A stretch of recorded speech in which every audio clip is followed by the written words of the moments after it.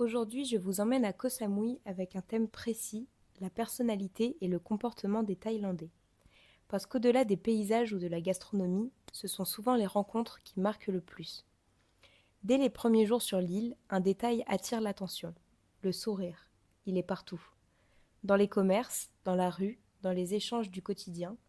Mais ce sourire n'est pas anodin, il fait partie intégrante de la culture thaïlandaise. Ici, l'harmonie est essentielle. On évite les conflits, on privilégie le calme, la politesse, le respect. Élever la voix ou montrer son agacement est mal perçu. À l'inverse, rester posé, même dans une situation inconfortable, est valorisé.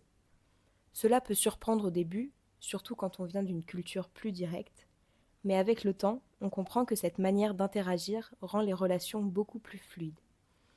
Il y a aussi une forme de pudeur dans les émotions. Les Thaïlandais expriment rarement la colère ou la frustration de manière visible. Ils préfèrent garder une certaine retenue, ce qui contribue à cette ambiance apaisante que l'on ressent sur l'île.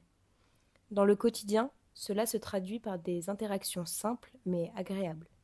Un service rendu avec gentillesse, une attention discrète, une aide spontanée, ce sont de petits gestes, mais répétés chaque jour, ils font une vraie différence. Et puis, il y a cette capacité à s'adapter.